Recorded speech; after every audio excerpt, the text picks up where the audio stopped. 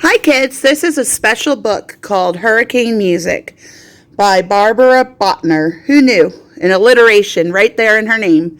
Barbara Bottner. It's illustrated by Paul Yalowitz. One spring day, my Aunt Margaret found an old clarinet in the basement. She dusted it off, twisted the mouthpiece on, and attached the reed. She covered the holes with her fingers, took a deep breath, and blew. "Merciful melodies," she cried. "This is for me."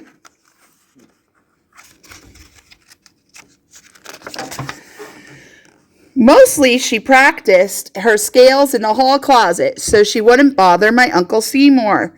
But one day Margaret realized she couldn't learn about music from inside a closet. "Seymour," she said, "since we can't afford music lessons, I'm going to study the sounds of life." Aunt Margaret took me and her clarinet to the animal hospital where she used to work. She listened to the meows and the growls of the cats and dogs. "Ruff," went her old clarinet. 2 Dalmatians tried to sing along. "Ooh, holy Falizola, this is a blast," said Aunt Margaret. On Saturday, we went to the railroad station. The conductor went toot, and Aunt Margaret answered, "Toot toot." The train went clack-a-choo, clack-a-choo.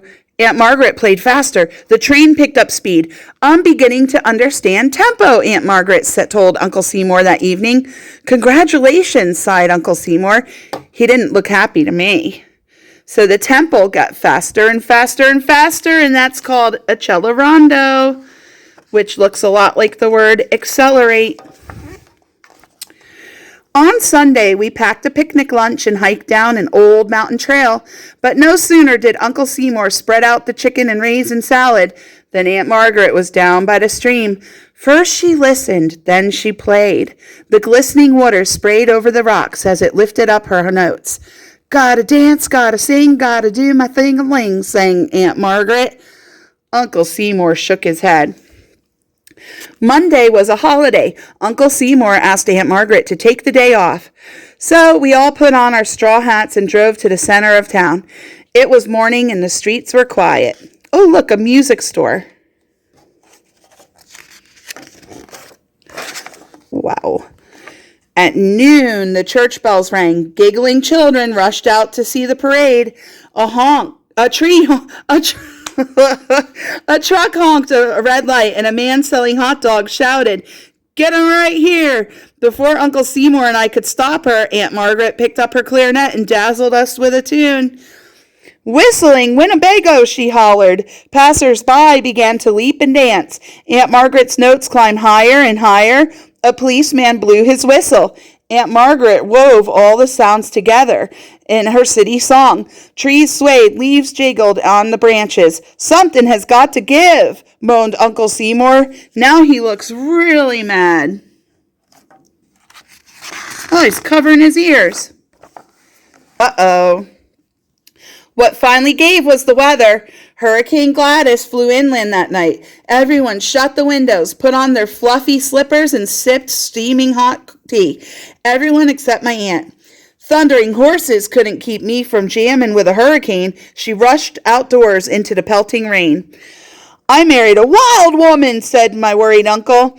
Aunt Margaret was having a blast. The more she played, the more the wind whipped through the village, clattering the shutters and rattling the street signs. Thunder erupted. The tempest shattered into a blinding downpour. "I wish she'd come inside," said Uncle Seymour. This here is a rain stick, and this one is Australian. It used pointillism art to decorate the stick. This here is made with lots of little points and lines. And the rain stick makes a sound like this.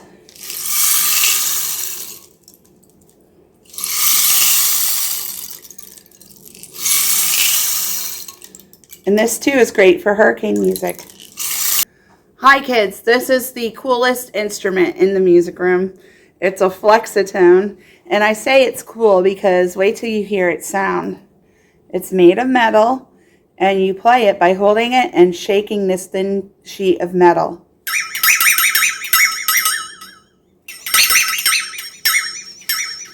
So this makes a great sound for hurricane music.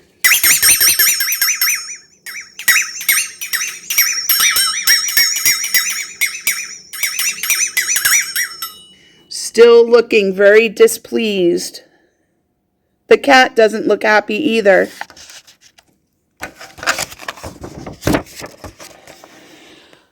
Just then, a soaking wet Aunt Margaret stumbled into the house. "Are you all right?" we asked. "Dearest Seymour, this is the Ennsville. My horn blew away," Aunt Margaret wept. By Friday, Uncle Seymour was weeping too. "Musicians must make music," he explained to me. "Now it's too quiet at our house." To cheer everyone up, I invited Uncle Seymour and Aunt Margaret to our favorite ice cream parlor. But out in the street, we could hear the wailing of a fire truck siren and jump ropes beating on a double Dutch rhythm.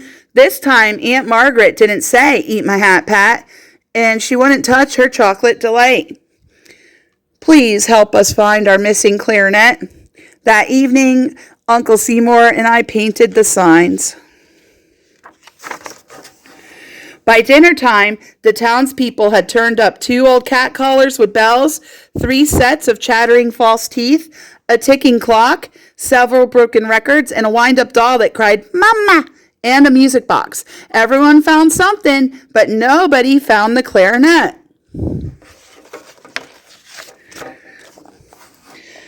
All the next day, Aunt Margaret stared out the window. No one had ever heard such a peachy keen from her lips since Hurricane Gladys had come and gone. Something had to happen, but what? I told my aunt and uncle to meet me at Finnegan's music store. "Here's 25 cents. I would like a red harmonica, please," I told Mr. Finnegan. He handed it to me. It was new and pretty. I knew where it belonged. Aww.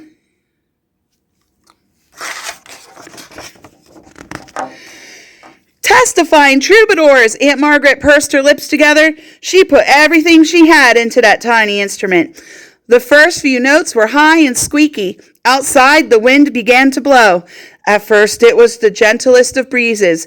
Aunt Margaret was only getting started. Her song trilled and vibrated. It echoed and sizzled. The wind began to bang and howl and roar. The air turned cold, and raindrops bounced high as a dog's nose. "We'd better bolt the windows tight," Uncle Seymour warned Mr. Finnegan. "When Margaret plays, everything lets loose." Gladys's twin brother, Hurricane Harold, swept into town, and he was ferocious.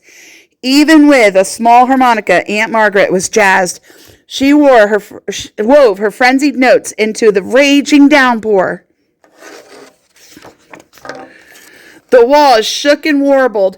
It was terrific. Everyone waited to see what the hurricane would do next. Then the front door crashed open. Something tumbled onto the floor of Mr. Finnegan's store. Muddy and tarnished, but with all its keys and pads intact, lay Aunt Margaret's clarinet. Water dribbled out from everywhere, but Aunt Margaret tenderly picked up her instrument and dried it off. "Sanctify and Satchmo," she hollered, and she invented a tune right there in the middle of the Hurricane Harold. By this time, the melody was tranquil and soothing. The thunder became a distant rumble, and the tumultuous storm began to subside. By midnight, Harold had become nothing more than a mild and steady drizzle. Hey, look at that! Seymour's got a maraca. Uncle Seymour took us all home and made peppermint tea. Before I went to sleep, Aunt Margaret folded my hands around the red harmonica. "What do you say?" asked Uncle Seymour. I said, "Dancing, dingle-ditty, of course." The end. Wow, that was a hurricane mess. A musical mess.